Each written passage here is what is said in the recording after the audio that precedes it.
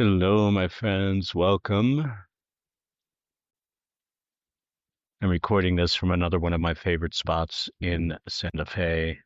Just about 20 minutes north of us, there's a little hike called Grasshopper Canyon.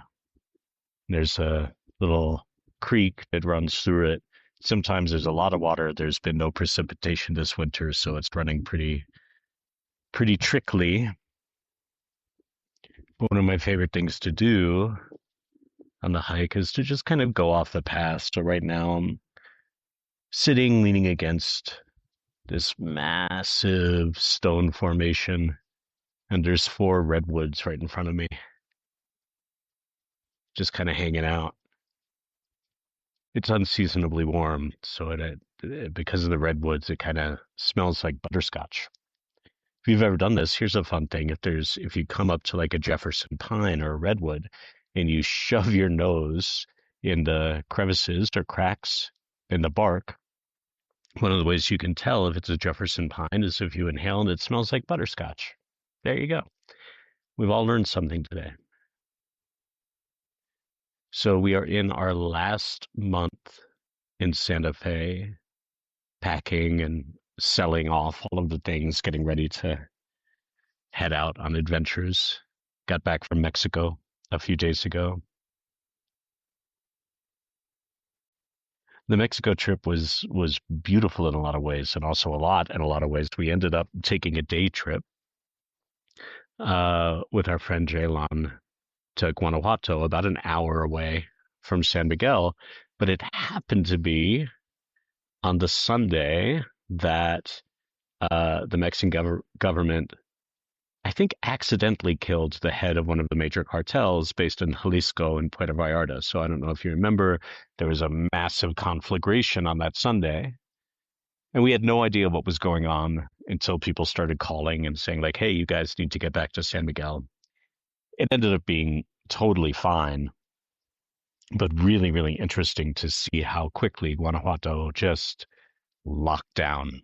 It went from being a bustling Sunday markets and tourists to like the streets were empty and there were cars speeding through town trying to get out of town or back home before any potential violence or chaos broke out. And we just found a perfectly fine hotel and holed up for the night.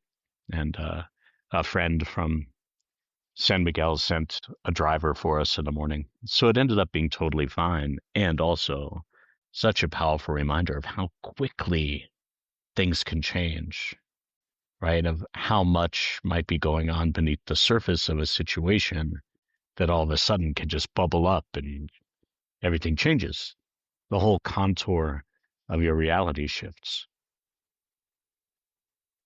Before that was volunteering at the San Miguel Literary Festival and met this really wonderful poet named Judith Hill.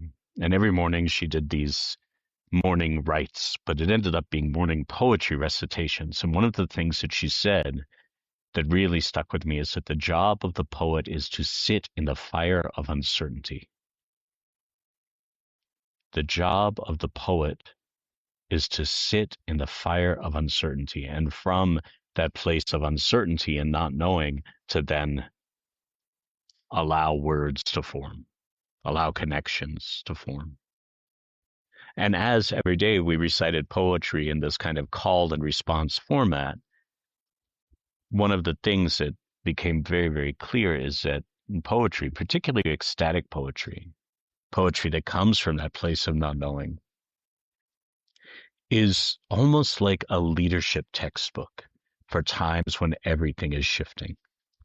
And I'll give you an example. There's one of my favorite poems, and I'll post the whole thing in the show notes, is William Stafford's A Ritual to Read to Each Other. So even that title, A Ritual to Read to Each Other, I like to imagine, and I know that some people do this, that team meetings at work begin with ritual. Maybe somebody shares a poem that they love. Maybe leadership training could look like reading a poem really closely and seeing what wisdom is there that bubbles up that could be of help. So, for example, Here's the first stanza of a ritual to read to each other. If you don't know the kind of person I am, and I don't know the kind of person you are, a pattern that others made may prevail in the world, and following the wrong God home, we may miss our star. So if we were to read that through the lens of leadership, through the lens of what it means to guide a team or a company or an initiative, then the very first lines become like gold, right? If you don't know the kind of person I am and I don't know the kind of person you are, is an invitation to connect before anything else, before we go to strategy, before we go to uh, action, that that we get to know each other as people, as humans, not just as I'm talking a little more quietly because somebody's walking by about 50 feet away. I feel like I'm hiding up here. That if we start, unless we start with connection and get to know each other as humans, then a pattern that others made may prevail in the world. And that pattern might be inertia, it might be best practices, it might be that book that somebody wrote that sounded really smart, but when we try to implement it ourselves, it ends up that it's a pattern that worked for them and didn't work for us. And what happens when we do that is we follow the wrong God home and we may miss our star. When we follow the paths that others have created and attempted to tell us this is the way to do it, then we're following the wrong God. And we may miss our own destiny. We may miss that thing that is here for us to do in the unique way that is there for us and our teams to do it. And then the poem goes on, but if you read it, you see, and if you read it through the lens of leadership, you go, oh my goodness, there are so many layers of information here that a leadership textbook could never, ever, ever touch. And I think that's so beautiful that we're in a time where these poems that were written decades ago, hundreds and hundreds of years ago, centuries ago, in the case of Hafez and uh, Mirabai and Rumi, that these poems that were written hundreds and hundreds of years ago tapped into some kind of elemental wisdom that when we read it closely can guide us today.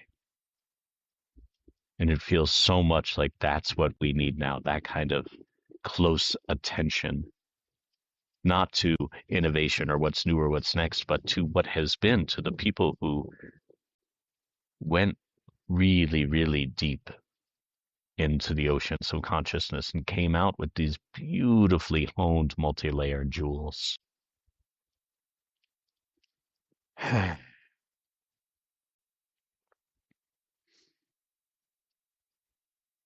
And there's something else true, which is that we all have the ability to go deep into the oceans of consciousness and get those jewels. It just takes practice.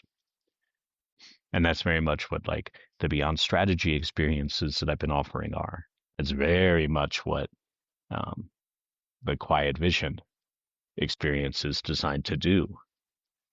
It's not a training, it's a practice space so that we can do exactly what the poets do. We can sit in the fire of our unknowing and see what is there to be discovered, see what reveals itself to us when we pause long enough, when we get really, really quiet so that we can listen to what wants to unfold around us and through us.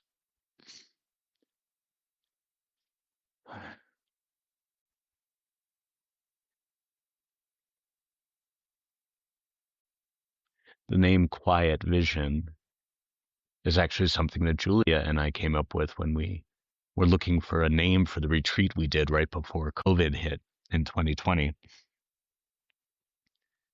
And there was something so gentle and beautiful about it that so often when we think of a vision or getting a vision, it's like a quest or it's something big that we have to do, as opposed to simply getting quiet and listening for the vision that's already there, that may have been whispering to us, but in all of our strategizing and AIing, whatever it might be, we miss it, right? We may miss our star unless we get quiet. Maybe I'll read a little bit more of the poem because it's so beautiful. And we'll just close with it. So this is the whole poem, A Ritual to Read to Each Other by William Stafford. If you don't know the kind of person I am, and I don't know the kind of person you are, a pattern that others made may prevail in the world, and following the wrong God home, we may miss our star. For there is many a small betrayal in the mind, a shrug that lets the fragile sequence break, sending with shouts the horrible errors of childhood storming out to play through the broken dike. And as elephants parade, holding each elephant's tail, but if one wanders, the circus won't find the park. I call it cruel, and maybe the root of all cruelty to know what occurs but not recognize the fact. I call it cruel, and maybe the root of all cruelty to know what occurs but not recognize the fact. And so I appeal to a voice, to something shadowy, a remote, important region in all who talk. Though we could fool each other, we should consider, lest the parade of our mutual life get lost in the dark. For it is important that awake people be awake, or a breaking line may discourage them back to sleep. The signals we give, yes or no, or maybe, should be clear. The darkness around us is deep.